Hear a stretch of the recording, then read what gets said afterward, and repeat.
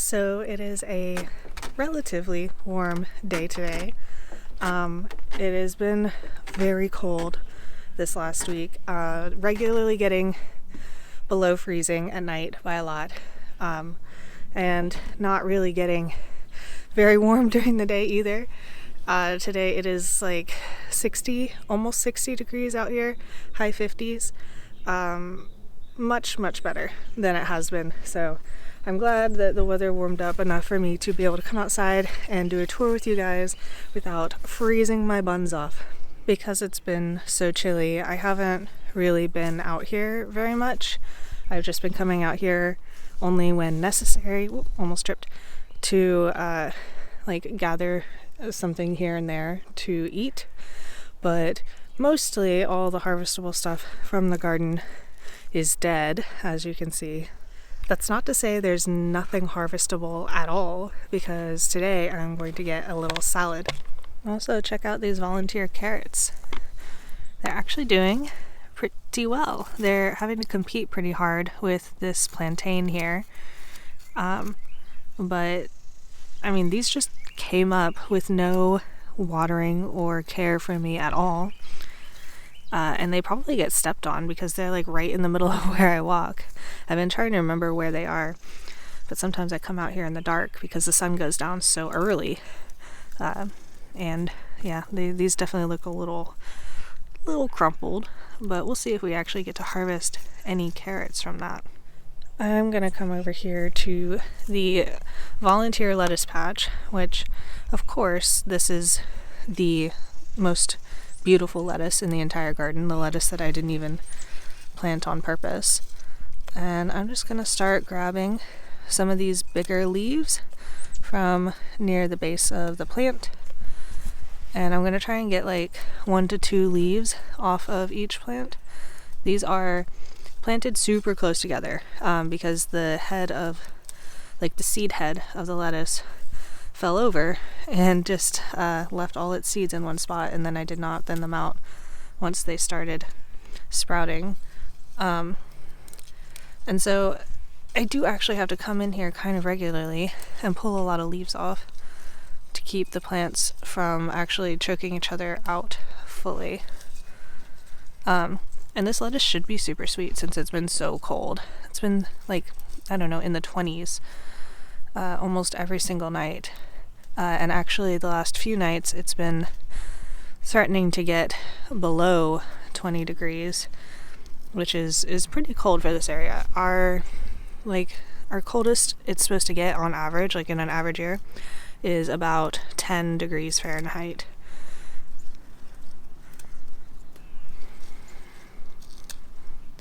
Let's see.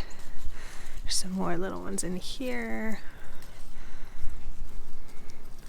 And the reason I'm pulling the bigger leaves, it's not just because they're bigger, it is because they are older.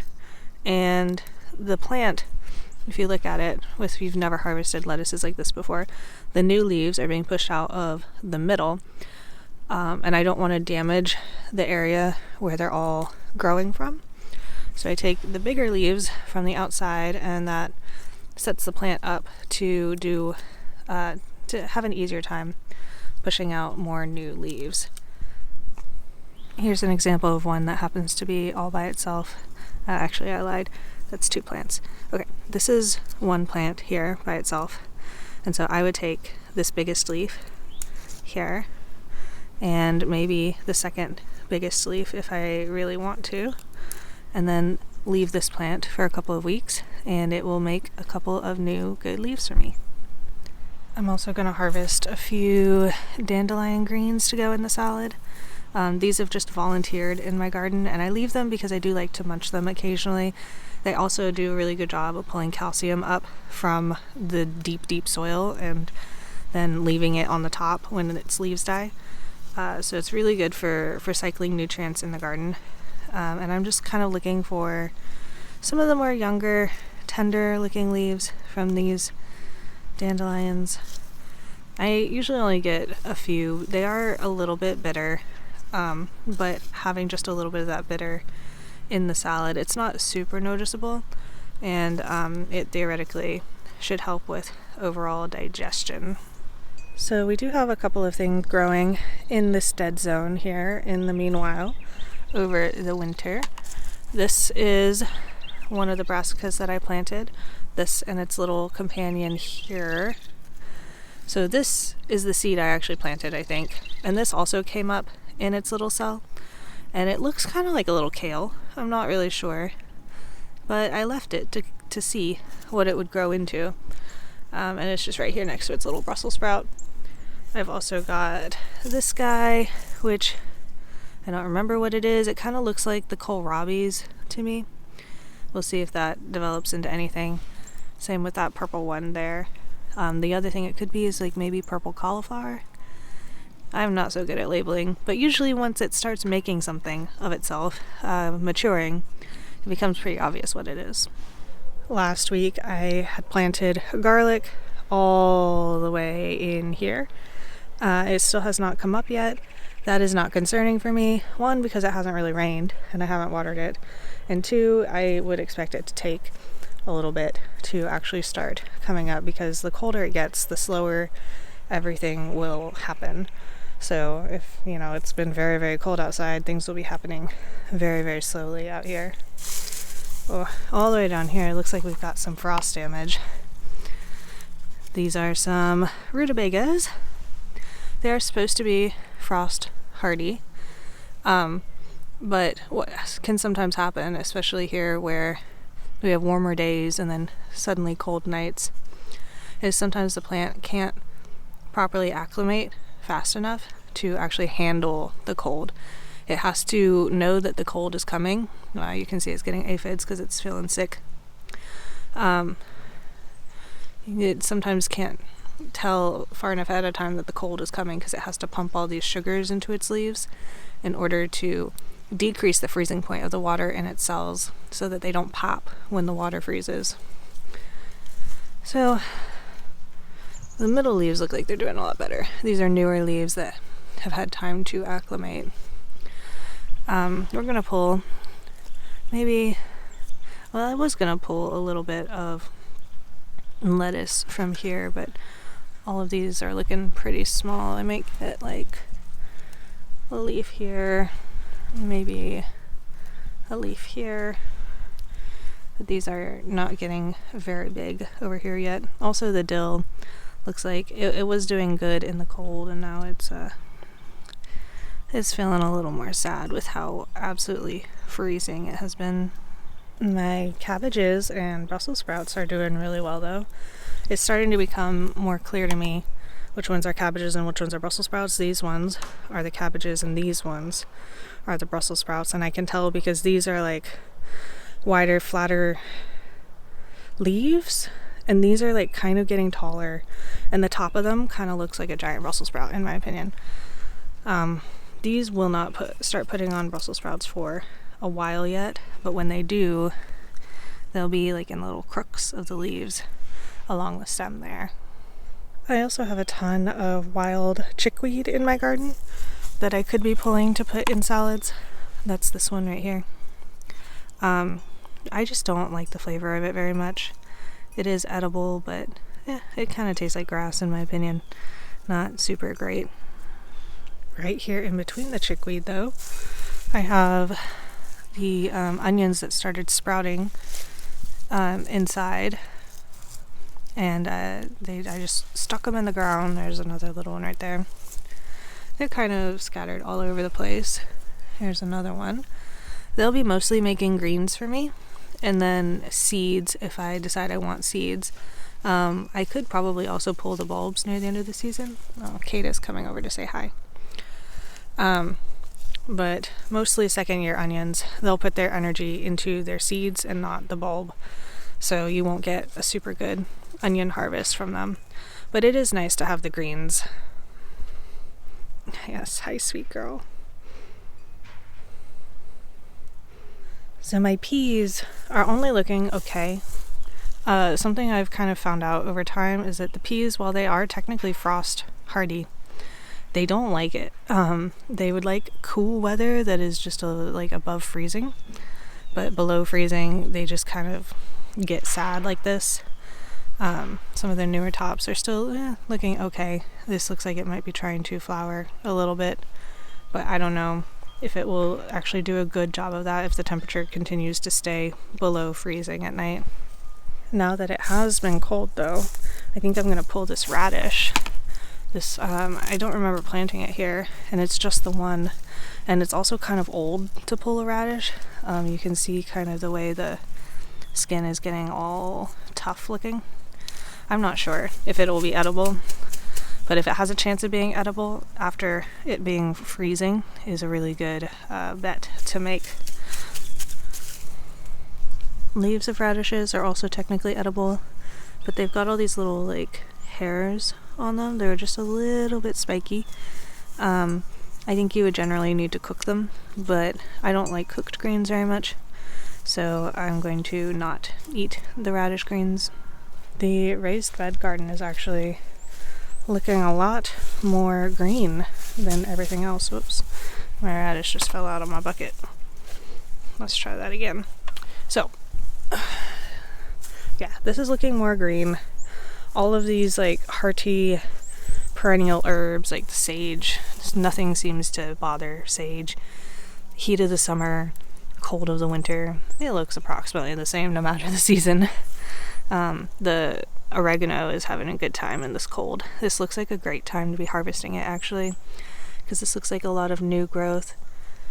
And the thyme has recovered. It did struggle a little bit in the heat of the summer, especially with the drought. And I don't know if you can see the difference in the color of like foliage like this versus some of this other stuff. If I back up, maybe you can tell. This is older, and then the brighter green is newer. And there's a bunch of dead branches kind of everywhere on it. The feverfew also, yeah, actually, let's go around. It looks like it's definitely like alive and doing okay, but this last couple of nights where it was getting almost below 20 seemed to have wilted it a little bit. It's not quite as fluffy as it was. My little creeping thyme that I planted last spring to start getting some ground cover here when I mulched and tried to kill all the grass out. You can see how well that worked. You can't even tell I mulched until you like start digging down here. But this is actually doing all right with these temperatures. So hopefully during this season when the grass is dead, these can keep expanding and outcompete at least a small portion of the grass in this area. I definitely wanted them around this post because this is where my weather station is, and I don't want to have to mow around it because I don't want to knock it because it is leveled right now. If we check in on the carrot experiment, it seems to be failing. These guys are not getting any bigger. They should be much bigger by now. And I mean, they definitely were not getting enough sunlight at first, but I did move them. They're in a spot now where they should get more sunlight.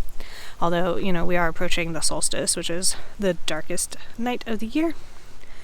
So they're not getting that much light anyway, but also this soil is crap. And even the carrots cannot overcome that. It has finally gotten too cold for some of these. The marshmallow, you can see it's starting to droop and drop leaves. That's okay. It'll come back from its roots in the spring. The calendula finally bit the dust. You can see all the frost damage on its leaves here. And the yarrow actually is got a lot of frost damage on the tips of its leaves, although the stuff that's kind of more protected underneath is looking alright. And the asparagus also, I thought would be more brown by now. But we do still have some green on these asparagus plants. We also have the menace. This is the one who keeps digging holes in my raised beds. Over here we have another example of the calendula with the frost damage. Definitely was surviving through some of the lighter frosts, but it did finally get too cold for it. And the carrots also, look how flat they are.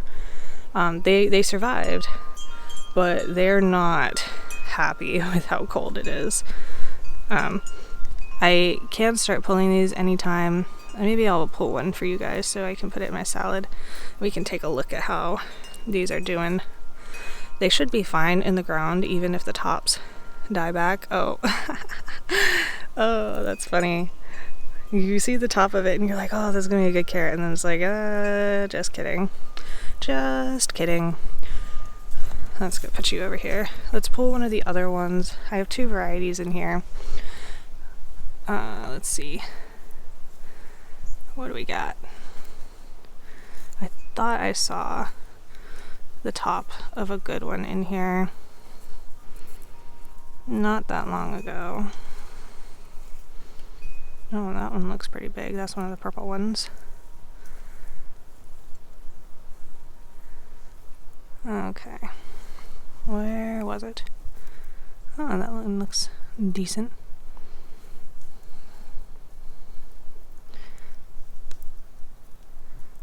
Okay, not bad, not bad. To be fair, these are very crowded, very, very crowded carrots. So, not too mad at that. Is there another one I could pull up? Also, this little pea. It does not like it here. Okay, I'm gonna pull this one. Oh, can I? It's kind of stuck. Oh, got it. Look at that. So, oh, we pulled another little baby that was next to it. Besides the size of these actually look like really healthy carrots. The fact that they have really minimal, like little offshoot side roots, looks very good.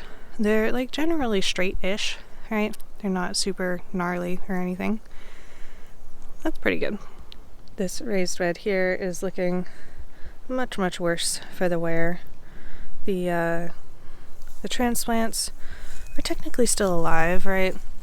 You know, we've got this, but you can see how wilty the leaves are compared to the other ones that we saw in the ground. When you do have stuff raised up above ground level, I think they generally say that this is like a zone colder than your actual zone, because the heat of the earth does a lot to keep these plants warm. And so having them raised up like this makes it a little harder for them. Not to mention they were stunted, and then of course you can see my cat has been digging in here. And the radishes, they never really got big. Lots of frost damage on those. Not a very successful raised bed overall. It does still have some of that like gross soil in it. And I was telling someone in the comments, the reason I didn't dig it all out when I knew it was bad is because it was only a little bad. And I was like, well, if I amend it well enough, and, you know, time theoretically should clear out all of the supposed herbicide that I thought was in it. But it appears that it is still out here causing problems. The absolute desolation of this raised bed. I haven't pulled barely anything out of here. It's just that it all died. I have tried one of the beets. The beets are, they taste like beets. The carrots seem to be like at least surviving, if not thriving in here. And this beet looks pretty good. Look at those leaves. Those look like happy leaves. But it is struggling a little bit with the cold. And I do not think that any of these rutabagas will actually be good to eat, because they were just really unhappy basically their whole lives. The berries have finally started going into hibernation mode. I can see the color of the leaves starting to change. The raspberries, not as much actually, although the little fruiting tips did die off. So all these little fruits that it was trying to make are not going to come out anymore.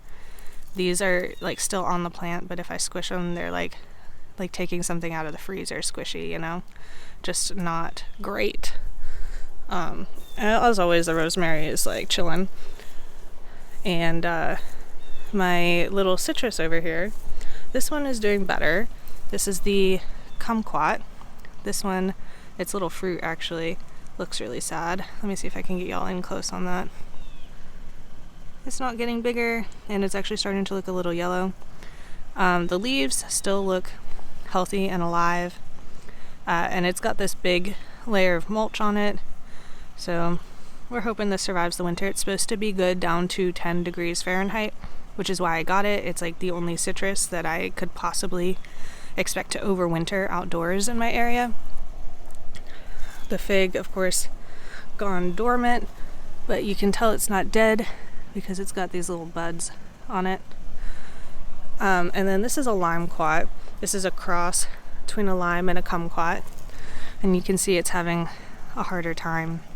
I'm not as sure if this one will survive, and that's why it is on this end and not on that end, because I'm just kind of hoping that like the row gets shorter instead of having an empty spot if something dies.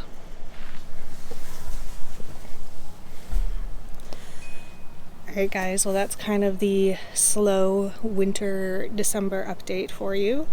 We are still harvesting from the garden, but it's definitely a lot less than it was, and I am happy for this time of slowdown. I definitely needed the break. This summer was crazy with all of the food prep that I did, and I think next summer is going to be even crazier if everything goes according to plan. But I'm excited for it. There's so much that I'm going to try that's brand new next year, and hopefully a lot of it will be making my life easier on top of, you know, like all the new stuff that I'm adding. So maybe it'll all balance out, and I hope that you guys stick with me to see that. It's really only a month, maybe. Like this time next month I'll be doing garden planning and talking to you guys about that and getting ready for spring all over again, which is crazy. The growing season is so long here in South Carolina that there is a break, but it's not super long.